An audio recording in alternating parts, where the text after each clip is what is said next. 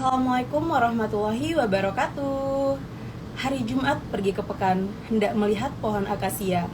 Selamat datang kami ucapkan di diskusi Instagram Live Ruanita Indonesia. Halo sahabat-sahabat Ruanita, bagaimana kabarnya?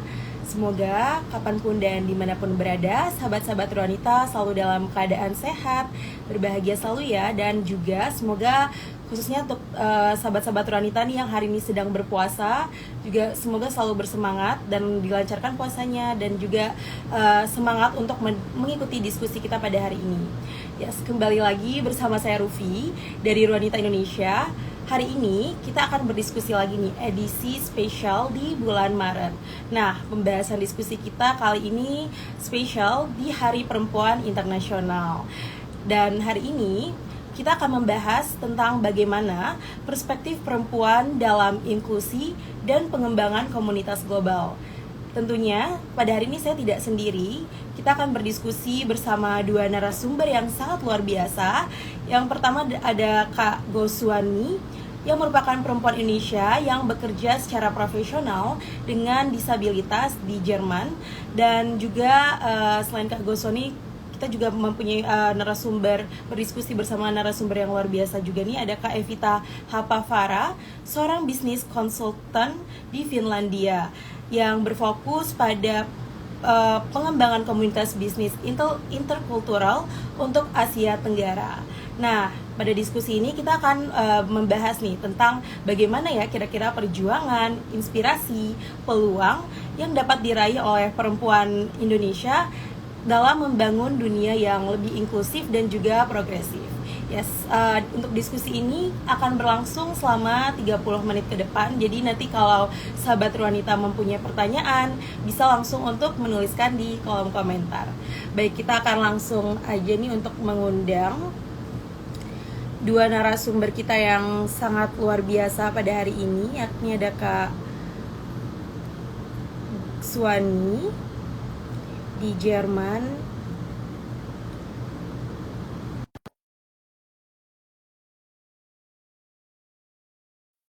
di Finlandia.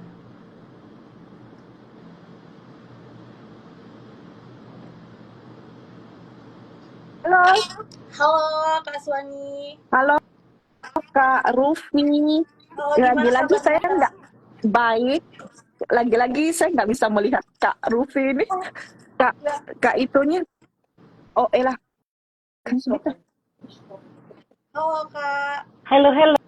Oh, Hai. halo Kak Evita. Bagaimana Halo, kabarnya selamat Kak? sore. Selamat Alhamdulillah sore. baik. Baik, alhamdulillah. Gimana kabarnya Mbak Rufi? Alhamdulillah Suwani, sehat.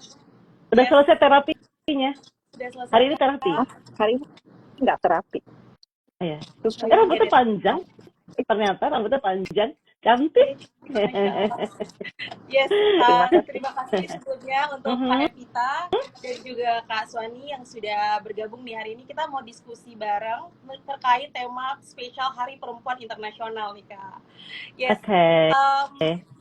Yang pertama mungkin aku langsung ke Kak Suwani dulu nih ya, kita ngobrol-ngobrolnya. Nah, Baik. dari terima kasih Kak Suwani untuk hadir hari ini mau sharing bersama sahabat-sahabat Ruanita. Dan Kak Suwani mungkin bisa sharing nih Kak, sahabat-sahabat Ruanita tentang tantangan terbesar apa yang Kak Suwani hadapi sebagai seorang perempuan Indonesia dengan disabilitas yang saat ini tinggal di Jerman. Dan gimana nih Kak, cara Kak Suwani untuk menghadapi tantangan tersebut? Silakan Kak Suwani. Ya, baik. Sebelumnya terima kasih Kak Rufi dan juga Ruanita Indonesia atas kesempatan ini dan undangannya di IG Live di hari ini, Hari Wanita Sedunia, 8 Maret. Wah, luar biasa.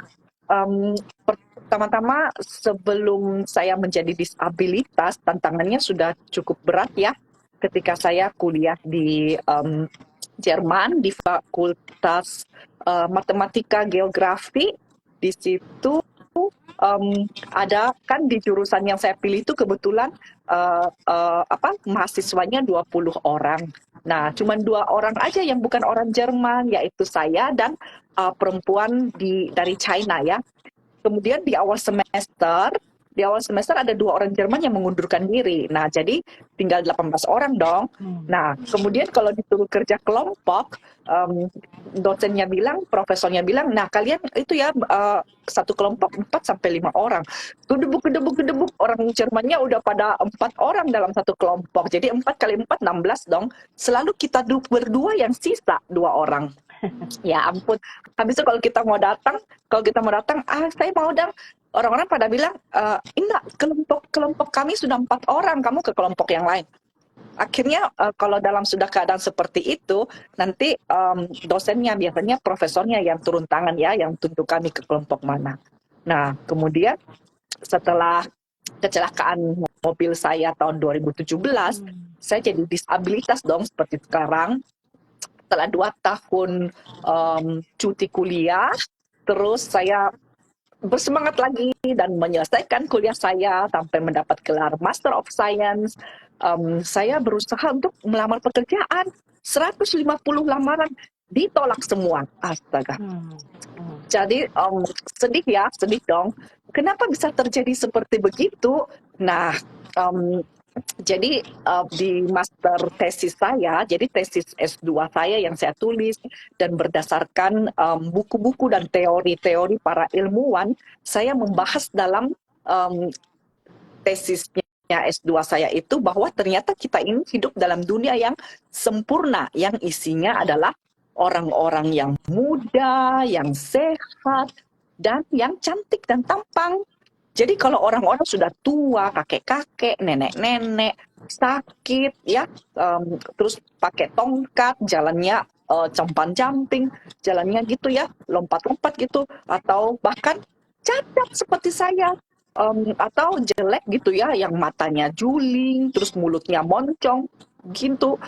Aduh, sudahlah, itu sudah pasti jadi angin lewat di sosialita, kehidupan sosialita. Menyedihkan ya, dan walaupun di Jerman ini anti diskriminasi terhadap gender, disabilitas, dan orang-orang yang berlatar belakang migrasi ya, tapi tetap aja terjadi di sini secara tidak langsung dan secara tidak resmi.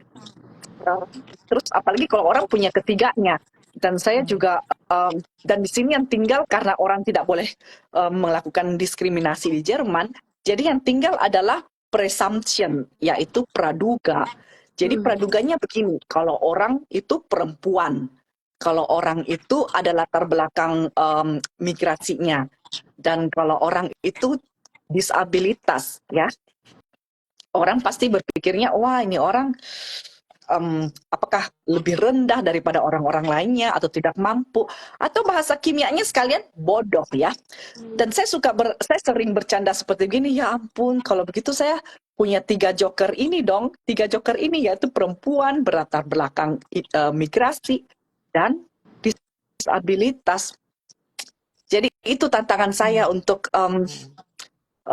ya di dunia ini, di dunia lapangan kerja. Dan tadi pertanyaan berikutnya, bagaimana caranya saya mengatasi hal itu? Jadi saya pasti awal-awal nggak sepositif ini dong ya, pasti sedih lah, apalah ya, menangis. Aduh, saya sudah keluar dari saya jadi angin lewat buat orang-orang, saya sudah nggak dianggap lagi kayak angin lewat gitu ya. Tapi akhirnya saya menemukan cara, yaitu saya harus memperlengkapi diri dengan senjata luar dan dalam. Tapi tentunya bukan senjata pistol, pisau, atau granat dong. Nah, saya mempersenjatai diri dari dalam tuh dengan senjata iman, doa, dan mindset yang positif. Misalnya mindset yang positif adalah kata disabilitas itu sendiri, itu kan berasal dari bahasa Inggris ya, yang artinya dis, tidak, ability, mampu. Jadi tidak mampu. Memang sih dalam hal-hal tertentu kayak coba lihat tangan saya, jari saya belum bisa bergerak, dan saya juga masih duduk di kursi kursi roda elektrik, saya belum bisa berjalan gitu ya. Memang pada hal-hal tertentu saya masih disabilitas, tapi ayo kita berpikir secara positif. Bagaimana kalau pakai kata yang lain, disable, jadi different able. Different able, jadi misalnya, oh di sini ada sendok saya nih. Jadi gimana dong cara, pasti orang bertanya dong ya, ih tangannya kok nggak bisa bergerak ya, aduh kasihan, gimana cara makannya? Nah, saya ada sendok ini. Jadi saya makannya begini. Tada! Jadi different able. Jadi saya tetap bisa makan sendiri tapi berbeda.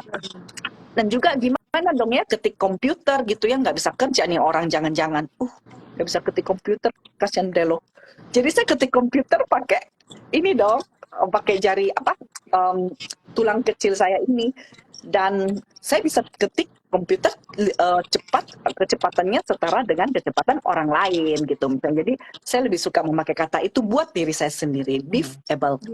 Terus kemudian senjata, saya memperlengkapi senjata saya dari luar, yaitu senjata pendidikan, pengetahuan, wawasan, dan keyakinan dan keinginan yang kuat.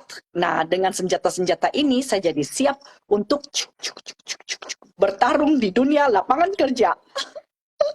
Nah, kemudian setelah itu saya kan melamar pekerjaan kan, jadi runde 1, runde 2, runde 3, sampai runde 150 lamaran kerjaan yang semuanya ditolak. Saya tidak menyerah dong, karena ada senjata-senjata ini kan. Nah, ternyata di 151 lamaran yang ke 151, akhirnya saya berhasil ujian PNS, Pegawai Negeri Sipil Jerman, dan melamar di pemerintah kota, pemerintah provinsi, dan di Departemen Keuangan dan Pajak. Nah, di departemen yang terakhir ini saya diterima dong di level 2 dan di level 3. Di level 2 waktu itu ada di wawancara saya kerjasama Ruanita Indonesia dan RRI. Saya udah cerita di level 2 saya diterima, ternyata di level 3 saya diterima juga gitu. Dan tapi ternyata astaga, di Departemen Kesehatan pas medical check up, dokternya ternyata menuliskan surat pernyataan bahwa ini orang nanti kalau dia bekerja di DepKU, Departemen Keuangan dan Pajak, dia pasti banyak bolongnya nih. Pas saya baca begitu, ini orang emang nabi apa bisa mengestimasikan bahwa orang banyak bolongnya hanya karena orang cacat aja. Itu kan tadi yang saya bilang. Terus saya bilang, terus di surat itu ada tulisannya bisa menyatakan keberatan atau bisa tuntut katanya. Terus aku bilang, saya bilang, aduh nggak usah lah repot-repot pergi tuntut, mending ajukan dulu aja keberatan ya kan. Jadi saya mengajukan suratnya, saya terima hari Kamis 2 hari yang lalu, dan kemarin saya mengajukan surat berkeberatan, surat berkeberatan bahwa ya saya mau diminta opini yang kedua. Second opinion untuk mau diperiksa oleh Departemen Kesehatan di tempat lain. Jadi doakan ya teman-teman supaya medical check kali ini dokternya nggak against saya. Udah begitu Kak Rufi, terima kasih. Terima kasih Kak Suwani. Tadi penting banget hal yang aku highlight adalah bagaimana Kak Suwani menghadapi berbagai tantangan itu dengan positif mindset, dan juga dengan tadi yang Kak Suwani sebut sebagai senjata-senjata seperti senjata pendidikan dan juga wawasan. Itu penting banget sih, itu keren banget. Dan kita ke Kak Evita nih ya. Dan ya Kak Evita mungkin bisa sharing nih Kak Evita, bagaimana Kak Evita melihat peran perempuan nih Kak dalam menciptakan kolaborasi lintas budaya, terutama dalam bisnis. Silakan Kak Evita. Apa yang dibutuhkan oleh perempuan Asia Tenggara ya? Yes. Oke, kalau saya di Finlandia, saya udah di sana udah 30 tahun, jadi saya tahu persis bagaimana budaya dan cara berpikir orang Finland. Tapi sebelum saya berangkat ke Finland, saya udah pernah kerja dengan orang Finland di Indonesia udah sekitar 6 tahun, jadi sudah lebih mengenal karakter mereka dan sudah punya teman-teman. Jadi begitu pindah sampai di sana, langsung punya teman. Jadi salah satu ya, banyak sekali tantangan kita tinggal di luar negeri, apalagi kayak Finland itu kan bahasanya benar-benar aneh, bin ajaib ya. Kalau Jerman kita masih belajar lah, di SMA kemarin bisa belajar bahasa Jerman kan, bahasa Perancis, bahasa Spanyol kita pelajari. Di Indonesia bahasa Finland kan, wah itu bahasa apaan sih gitu kan, mirip dengan bahasa Rusia nggak gitu, ada yang mirip nggak ada. Jadi itu unik sekali dan susah. Jadi itu kan suatu tantangan dan suatu realitas yang saya hadapi. Begitu saya datang, saya langsung tahu itu masalah saya. Jadi harus langsung berpikir cepat, solusi, banting setir kan. Tadinya memang strategi saya adalah mencari pekerjaan. Saya lulusan FEUI gitu. Kalau di Jakarta atau di Indonesia kan laku gitu ya. Lulusan Fakultas Ekonomi Universitas Indonesia gitu. Kayaknya sakti. Tapi di sana kayaknya nggak ada apa-apanya, nggak ada yang peduli dengan Universitas Indonesia. Indonesia tuh di mana sih gitu kan. Jadi wah ini tantangannya double. Udah negara kita nggak dikenal, bahasaku juga bahasa Finlandia saya juga nggak tahu. Pada saat saya pindah sana tahun 94, imigrannya masih sedikit, jadi mereka masih xenofobik ya.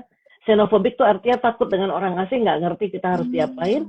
Fasilitas untuk orang asing pun juga masih sedikit sekali, jadi saya create semua sendiri. Jadi saya bicara sama suami saya waktu itu, ini kita gimana ya, apa saya nyari kerjaan atau apa, atau sekolah atau apa gitu. Setelah berpikir-pikir, berdoa juga, kayaknya kalau nyari kerjaan ini kayaknya kayak hitting the wall gitu without any success. Udah pasti aku nggak bakal diterima karena waktu itu permintaan yang paling tinggi adalah latar belakang IT karena Nokia ya. Nokia sedang naik daun, mereka nggak butuh anak-anak lulusan ekonomi dan bahasanya kan harus bahasa Finland. Sehingga saya langsung bikin company waktu itu untuk saya sendiri ya. Saya 6 bulan baru saya sadar, udahlah aku bikin company aja, bikin consulting. Terus consulting kan bisa pakai bahasa Inggris gitu. Jadi pelan-pelan mempelajari culture-nya, mempelajari bahasanya. Dan saya sadari bahwa Finland itu adalah negara yang kayaknya gampang banget walaupun sedikit banget orang asingnya. Mereka belum punya pengalaman dengan orang asing tapi welcome. Artinya pada saat saya mau bikin company itu mudah banget, cara registration-nya mudah. Dalam waktu 1 jam saya pergi ke kantor registration office, dalam waktu 1 jam udah berfungsi company saya, udah punya company number, udah bisa kirim invoice ke customer, jadi langsung wah udah aktif, nggak perlu pakai notaris, gratis ya, nggak perlu dibantu suami saya juga kan sibuk banget, jadi mandiri, jadi terpaksa harus benar-benar mencari jalan sendiri, nggak ada translator waktu itu. Sekarang sudah ada jasa translator atau interpreter untuk orang asing. Dulu benar-benar mereka yang petugas di bank, saya harus buka account di bank, harus begini-begini. Orang lokalnya pun dengan susah payah mencoba mengerti saya karena bahasa Inggris pun mereka sangat terbatas. Sekarang tahun 2025 udah lain. Dulu kan 1994. Very very different. Mereka kayak benar-benar kayak di countryside, benar-benar susah deh ya. Nah jadi saya yang punya senjata saya adalah nomor 1 adalah network. Jadi saya udah punya teman banyak banget kan. Jadi dan saya langsung masuk ke beberapa asosiasi, beberapa komunitas orang asing pertama kali. Jadi saya membuka jaringan. Jadi senjata saya adalah membuka network, jaringan. Kan saya orangnya ekstrovert kebetulan, jadi gampang nyari temen. Tapi ternyata teman-teman di sana yang introvert menjadi ekstrovert karena terpaksa gitu. Kalau nggak ada jaringan, susah mau maju karena suami sibuk. Jadi dari network yang baru itu, saya punya akses ke komunitas bisnis, ke komunitas yang bisnis mentor. Jadi aku bikin company punya mentor, gratis gitu mentornya. Terus peluang kolaborasi. Jadi saya ikutan di yayasan namanya Women Entrepreneur gitu. Terus sebenarnya di Finlandia itu perempuan Asia Tenggara yang saya temui, yang saya kenali, itu mereka sangat tangguh dan inovatif. Ada teman-teman dari Thailand, Filipina, Vietnam. Banyak dari mereka yang sukses dalam bisnis kuliner, bisnis kemarin itu dia cleaning service itu biasa dipegang orang Filipina, sukses banget. Sampai benar-benar sukses, bahkan mereka pembayar pajak yang besar gitu ya. Bisnis fashion juga ada yang punya butik, saya juga pernah buka restoran dan bisnis konsultasi. Jadi any business apapun yang Anda inginkan terbuka karena registration gampang dan tidak ada diskriminasi gitu. Terus apalagi ya, kepercayaan diri. Jadi nomor 2 senjata kita adalah kepercayaan diri, walaupun introvert nggak apa-apa, pemalu nggak apa-apa. Yang penting kita bisa mencari jalan untuk mengimprove diri sendiri dengan ambil beberapa training, karena training untuk kita gratis, banyak pelatihan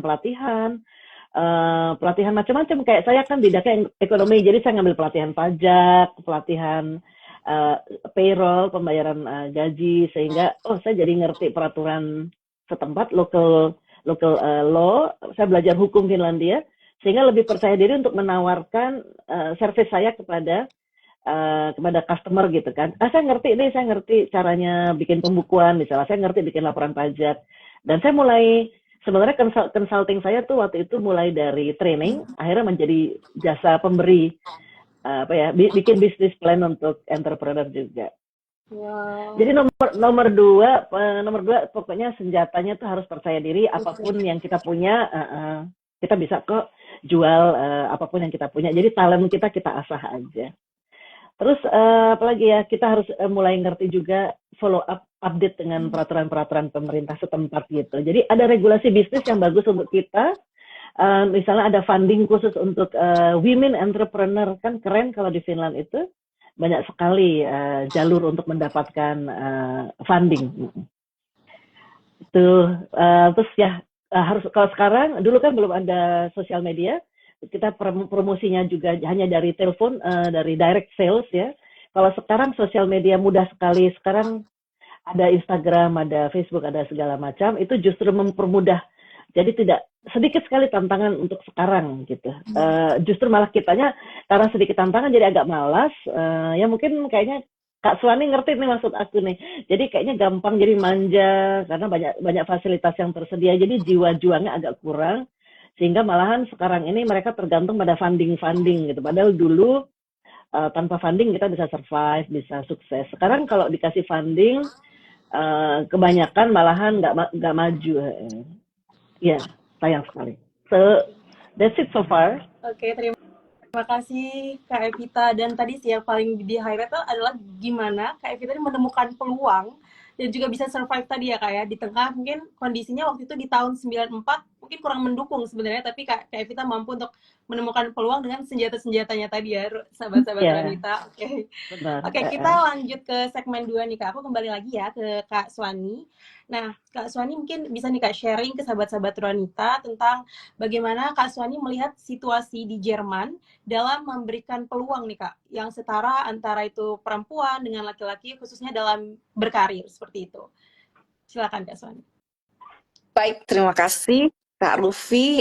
Puji Tuhan di Jerman itu ada yang namanya AGG ya. AGG itu Das Allgemeine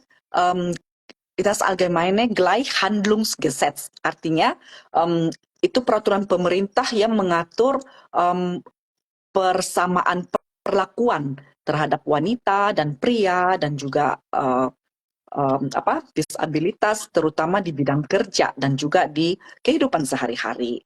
Jadi terima kasih atas peraturan pemerintah. Jadi sebenarnya di sini di Jerman ini sudah cukup ada itu ya, perlakuan persamaan ya, nggak ada diskriminasi gender secara officially, secara resmi ya.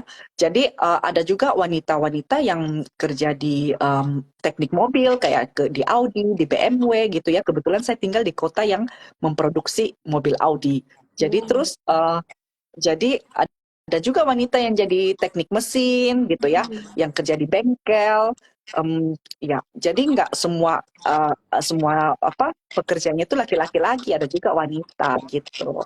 Demikian. Oke, jadi kalau untuk kesetaraan antara maksudnya kesempatan untuk perempuan dalam berkarir antara perempuan dan laki-laki sudah bukan suatu hal yang asing lagi ya kayak untuk di Jerman seperti itu.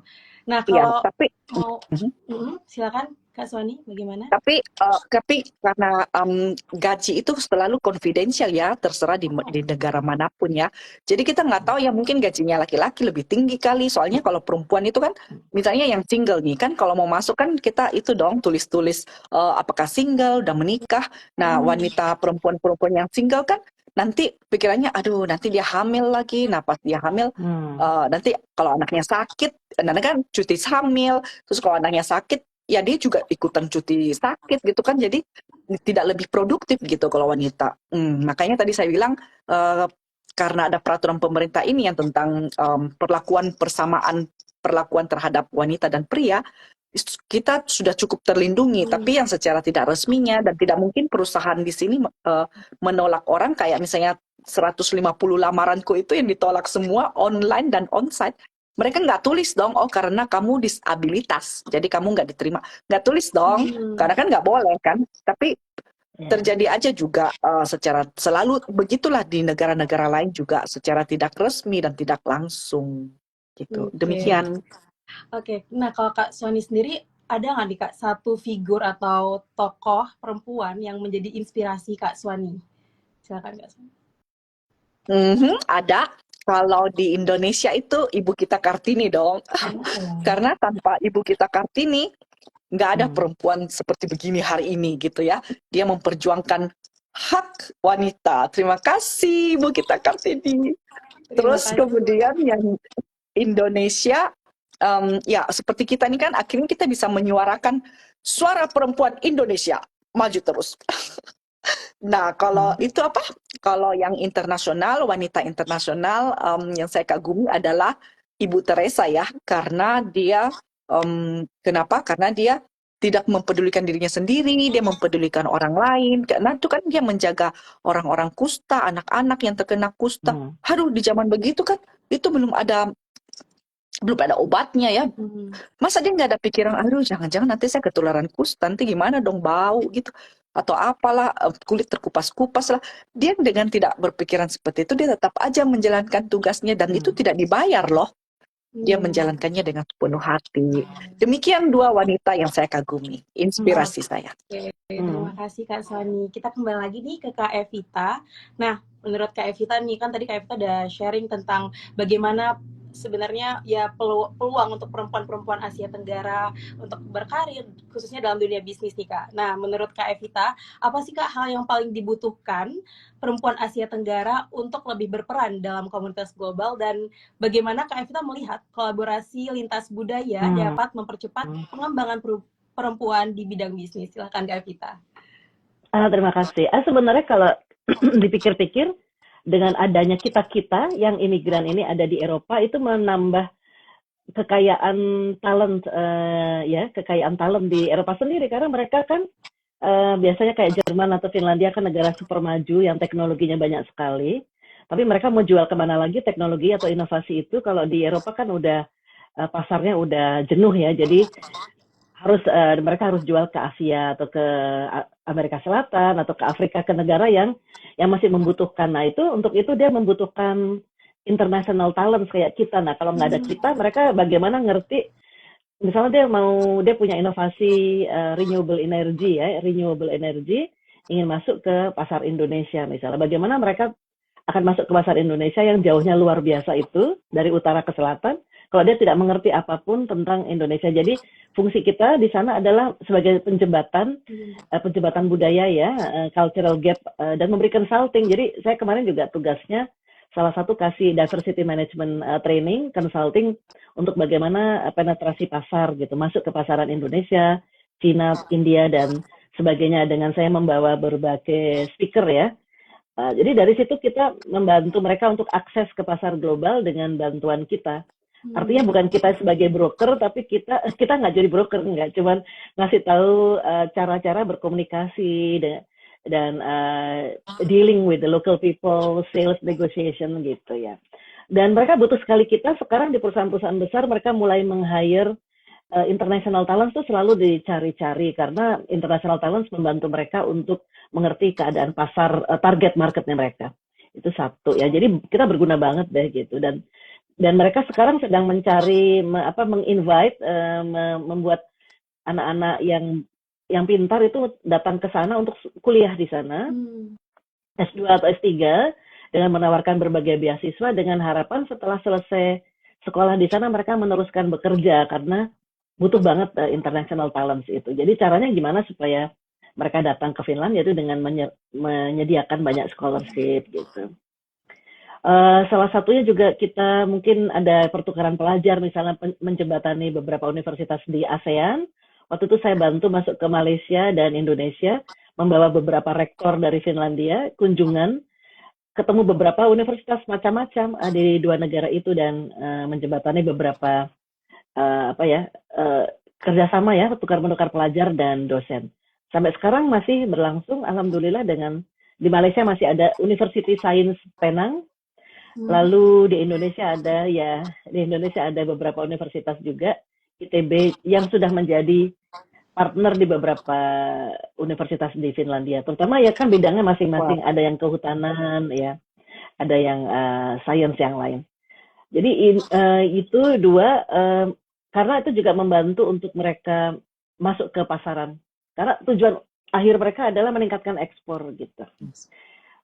Lalu juga kalau saya sudah senior seperti ini, sorry, aku udah senior karena udah umurnya juga udah tua dan udah cukup lama di sana, sehingga saya mampu menyumbangkan tenaga saya sebagai mentor untuk adik-adik yang baru datang, jadi newcomers, immigrants yang baru datang yang untuk sekolah atau dia mau berbisnis. Jadi saya bisa jadi consultant untuk mereka gratis untuk how to set up a business, misalnya how to deal with the Finnish business people, and bagaimana sekolah-sekolah yang mereka bisa ambil gitu. Tapi saya nggak bisa consulting scholarship-nya, cuma bisa bantu mencari jalan kira-kira sekolah mana aja yang punya program beasiswa dalam bahasa Inggris gitu.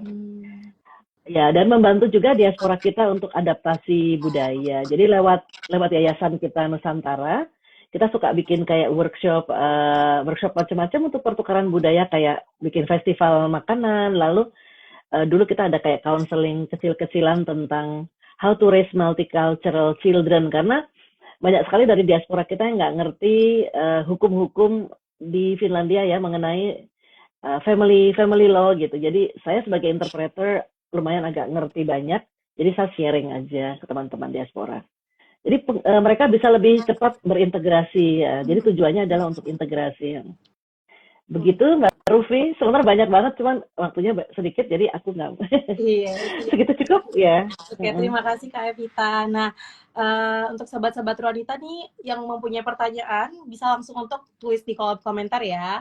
Oke, kita langsung, sekarang kita membahas tentang mungkin aksi nyata nih untuk masa depan, khususnya bagi perempuan-perempuan Indonesia nih.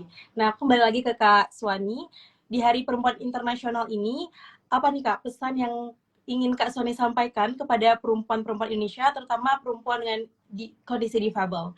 Silakan Kak Suwani.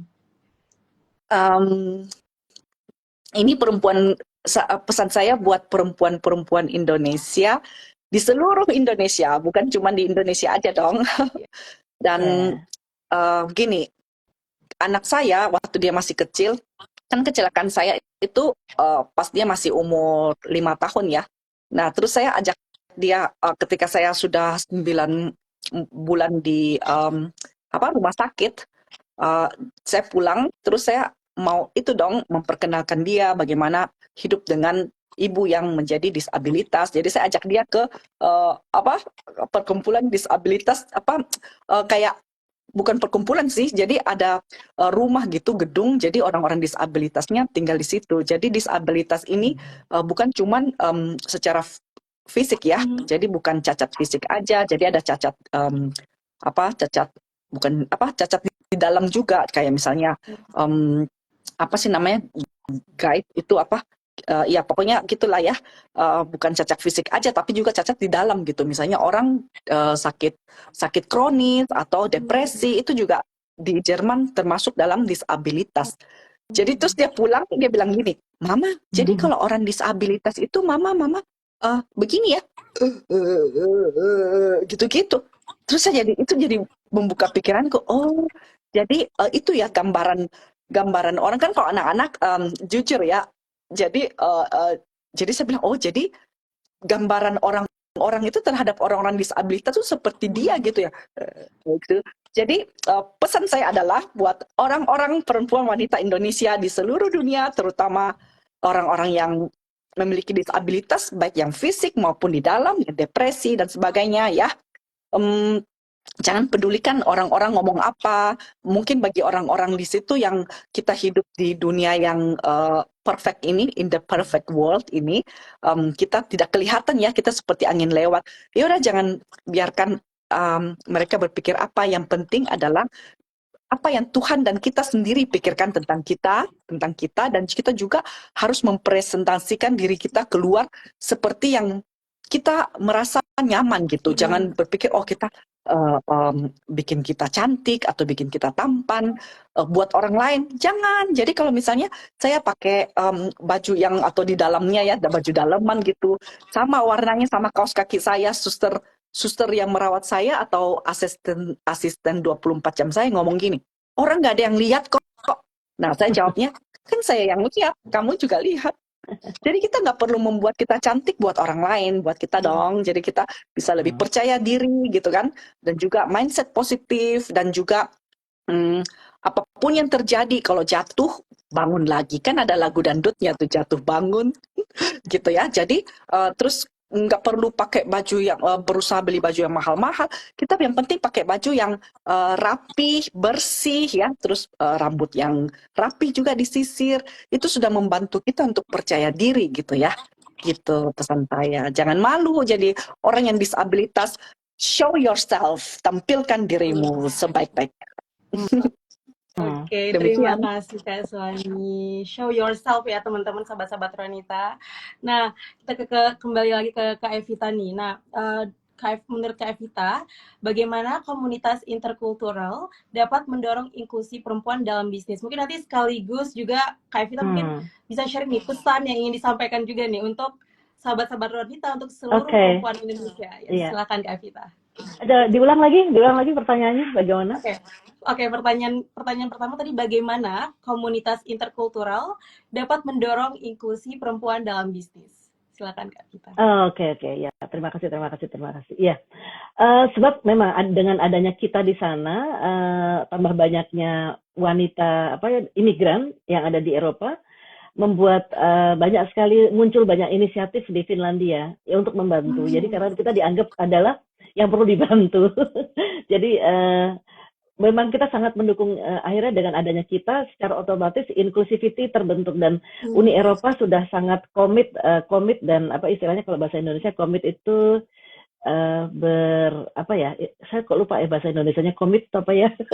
jadi kita tuh kalau dalam Uni Eropa sudah ada undang-undang atau regulasi komitmen tertentu mengenai inclusivity. Sampai ada undang-undangnya. Jadi kalau kita sampai melanggar itu bisa kena hukum, dapat kena denda. Jadi yang tadi udah dibilangin sama Kak Suwani, tadi kan juga sama, tidak boleh ada diskriminasi gender atau sexual preferences, whether she's disabled or not gitu. Culture semuanya itu sama dan bahkan umur.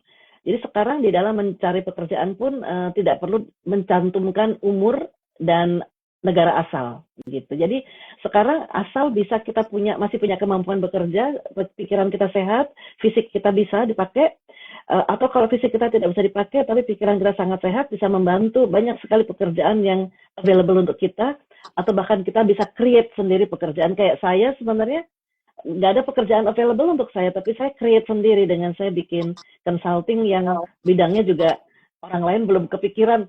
Jadi diversity management itu bidang yang baru waktu itu gitu. Jadi bagaimana kita bisa mendorong inclusivity, just be yourself dan membantu supaya wanita-wanita yang lain juga mendapatkan kesempatan, yaitu dengan istilahnya helping other women. Jadi helping other women mungkin bisa menjadi mentor, terus mengajak mereka membuat event, memperkenalkan diri kita dan talenta kita, lebih dikenal lagi bahwa kita tuh profesional dalam bidang kita masing-masing, dan kita diakui sebagai yang berperan sangat kuat di dalam sektor ekonomi gitu. Lalu banyak sekali inisiatif di Finlandia, misalnya ada International Working Women of Finland, ada Startup Refugees, ada Newco Helsinki. Itu adalah satu NGO yang membantu untuk startup ya. Dan di situ banyak sekali funding yang untuk wanita. Dukungan khusus untuk Uni Eropa juga ada dari mungkin di Jerman juga ada, saya namanya nggak tahu. Tapi kalau dalam bahasa Indonesia itu Pusat Pengembangan Ekonomi Transportasi dan Lingkungan, itu namanya ELY-keskus dalam bahasa Finnish-nya. Banyak sekali funding dan layanan konsultasi bagi bisnis yang dipimpin oleh perempuan. Hebat ya, hebat. Jadi yes, jadi kalau ladies entrepreneur, apalagi kalau chairman-nya perempuan, itu dukungan tambah banyak sekali. Ada Women Led Innovations Program juga. Jadi kalau kita di bidang teknologi dan kita banyak inovasinya, itu juga funding dari Business Finland juga ada, memberikan peluang pendanaan funding bagi women entrepreneur di bidang teknologi dan inovasi. Itu programnya Uni Eropa. Terus lagi di tingkat Uni Eropa yang mendukung perusahaan perempuan di seluruh Eropa adalah Women's Lobby and WeGate. Jadi kayak aku dan Kak Suwani, kalau kita punya proyek bersama, apalagi untuk kebaikan Indonesia, itu kita bisa mintakan dana dari Uni Eropa. gitu. Wow. Terus apa yang kita bisa lakukan untuk inklusivitinya lebih bagus? Jadi untuk membuktikan kepada Eropa bahwa kita itu benar-benar sangat positif dan sangat bermanfaat, dan at the same time bisa membantu mereka untuk meningkatkan perekonomian mereka. Jadi adanya kita memberikan nilai tambah gitu. Jadi itu kita harus membuktikan kepada mereka bahwa adanya kita memberikan nilai tambah, bukan memberikan beban terhadap negara kita. Yes. Apalagi ya? Apalagi? Yes. Mungkin terakhir pesan untuk Pesan. wanita Indonesia, boleh ya? Silahkan. Kita tetaplah saling mendukung sesama wanita, apalagi diaspora kita di seluruh Eropa. Kita banyak jaringan yang wanita-wanita tangguh, pintar, bisa diteladani. Banyak sekali dari Polandia saya ada teman, di Jerman sekarang ada, di Prancis, di Romania juga. Jadi kita harus kompak. Kita percaya kita punya kekuatan dan potensi besar untuk mengangkat nama Indonesia di luar negeri, dan kita bisa sama-sama saling bantu dalam bisnis atau kolaborasi lintas budaya. Kita sudah terbukti kita berani merantau, sudah bisa beradaptasi dan membangun kehidupan di lingkungan baru di negara yang sulit ya, seperti Jerman dan Finlandia. Jadi sudah terbukti ini. Jadi untuk wanita yang lain yang belum mendapatkan kesempatan seperti kita, jangan takut untuk bermimpi besar untuk mungkin bermigrate ke Eropa dan mengambil peran yang baik di komunitas kita ya. Jadi satu pesan saya juga, dream big, mimpilah yang besar, dan kalau orang lain tidak percaya dengan mimpimu, biarkan saja. Jangan biarkan orang lain membunuh mimpimu. So do not let anybody kill your dreams. Wow. Jadi kita itu kayak, kalau di Islamnya mungkin ikhtiar dengan pasrah pada Allah, dan kita yakin cita-cita kita akan tercapai gitu. Ikhtiar terus. Dan tadi aku senang dengan yang Mbak Suwani tadi bilang, saya setuju, yaitu focus your own game. Jadi tidak usah peduli apa orang lain bilang. Kalau sudah punya impian, sudah punya cita-cita, punya visi, fokus pada hal itu. Fokus your own game, jangan khawatir persaingan, jangan khawatir yang lain, karena dirimu punya sesuatu unik yang bisa disumbangkan, yang pasti bisa menang juga. Yes. Dalam bisnis ya. Yes. Terima kasih. Amin. Terima kasih sekali lagi, luar biasa banget. Terima kasih untuk KM kita dan juga Kak Suwani yang hari ini sudah sharing-sharing, dan tadi banyak banget insight-insight yang saya yakin sahabat-sahabat wanita sangat mendapatkan insight-insight baru tentunya dari sharing-sharing kita tadi. Nah, dan juga tentunya terima kasih kami sampaikan untuk sahabat-sahabat wanita nih yang hari ini udah join dan juga berpartisipasi di dalam diskusi kita. Dan ya, jangan lupa juga nih untuk sahabat-sahabat wanita untuk dan juga teman-teman untuk follow terus akun Instagram Ruanita Indonesia dan sosial media Ruanita Indonesia lewat Spotify, YouTube, dan juga di Facebook ya, sahabat-sahabat Ruanita. Dan kalau misalnya mempunyai ide atau program, bisa langsung aja nih untuk kirim ke email info@ruanita.com atau langsung DM lewat Instagram Ruanita Indonesia. Nah, sebelum kita mengakhiri diskusi pada hari ini, saya ingin menutup dengan satu buah pantun nih, karena tadi narasumber kita sudah sangat luar biasa memberikan banyak insight. Jadi kita tutup spesial dengan satu buah pantun nih Kak.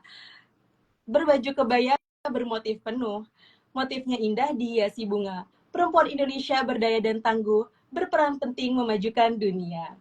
Terima kasih. Terima kasih Mbak Rusi dan Ruanita.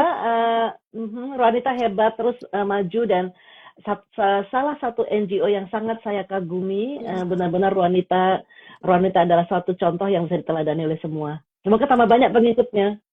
Amin.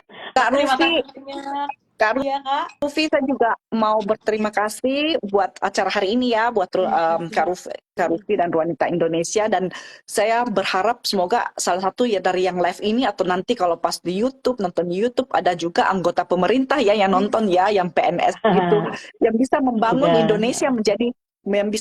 Indonesia menjadi accessible Indonesia. Tadi kan saya bilang show yourself ya kepada orang disabilitas di seluruh Indonesia. Itu gampang aja ngomongnya ya saya ya.